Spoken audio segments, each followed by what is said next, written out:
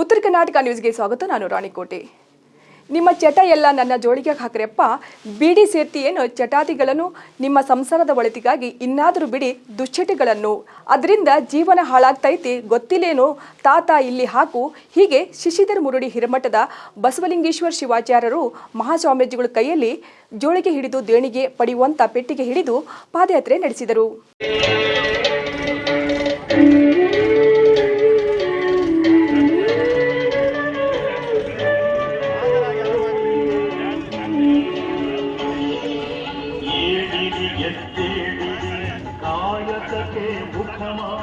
ಹೌದು, ನಿಮ್ಮ ಚಟ ಎಲ್ಲ ನನ್ನ ಜೋಳಿಗೆಗ ಹಾಕ್ರಪ್ಪ, ಬೀಡಿ ಸಿಗರೇಟು ಗುಟ್ಕಾ ಸಾರಾಯಿ ಎಲ್ಲವನ್ನು ನನ್ನ ಜೋಳಿಗೆಗೆ ಹಾಕಿ ನಿಮ್ಮ ಸಂಸಾರವನ್ನು ಕಾಪಾಡಿಕೊಳ್ಳಿ ಎಂದು ಹೇಳಿದ ಯಲಬುರ್ಗಾ ಪಟ್ಟಣದ ಶ್ರೀ ಬಸವಲಿಂಗೇಶ್ವರ ಶಿವಾಚಾರ್ಯ ಮಹಾಸ್ವಾಮೀಜಿಗಳು ಕೈಯಲ್ಲಿ ಜೋಳಿಗೆ ಹಿಡಿದು ದೇಣಿಗೆ ಪಡೆಯುವಂತ ಪೆಟ್ಟಿಗೆ ಹಿಡಿದು ಪಾದಯಾತ್ರೆ ನಡೆಸಿದರು.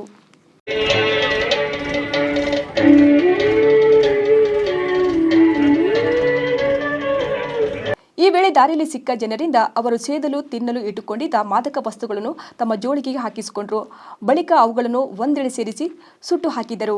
ತಾಲೂಕಿನ ಯಲಬುರ್ಗಾ ಪಟ್ಟಣ ಹಾಗೂ ಹೊಸಳ್ಳಿ ಚಿಕ್ಕೊಪ್ಪ ತಾಂಡ ಹಿರಕೊಪ್ಪ ಬೊಳಟಗಿ ಗ್ರಾಮದಲ್ಲಿ ರವಿವಾರ ಶ್ರೀ ಬಸವಲಿಂಗೇಶ್ವರ ಯೋಗ ಕೇಂದ್ರದ ಸಂಯೋಗದಲ್ಲಿ ಹಮ್ಮಿಕೊಂಡಿದ್ದ ವ್ಯಸನಮುಕ್ತ ಸಮಾಜ ನಿರ್ಮಾಣ ಅಭಿಯಾನದಲ್ಲಿ ಗುಳಿದಗುಡ್ಡದ ಶ್ರೀ ಒಪ್ಪುತ್ತೇಶ್ವರ ಶಿವಾಚಾರ್ಯರು ಮಹಾಸ್ವಾಮೀಜಿಗಳು, ಜಿಗೇರಿಯ ಶ್ರೀ ಕರಿಸಿದ್ದೇಶ್ವರ ಶಿವಾಚಾರ್ಯ ಮಹಾಸ್ವಾಮೀಜಿಗಳು, ಇಟಗಿಯ ಶ್ರೀ ಗುರುಶಾಂತವೀರ ಶಿವಾಚಾರ್ಯ ಮಹಾಸ್ವಾಮೀಜಿಗಳು, ಪುರ್ತಗೇರಿಯ ಶ್ರೀ ಕೈಲಾಸಲಿಂಗ ಶಿವಾಚಾರ್ಯ ಸೇರಿದಂತೆ ಸಾವಿರಕ್ಕೂ ಹೆಚ್ಚು ಜನರು ಪಾದಯಾತ್ರೆ ಮೂಲಕ ದುಶ್ಚಟಗಳ ಕುರಿತು ಜಾಗೃತಿ ಮೂಡಿಸಿದರು.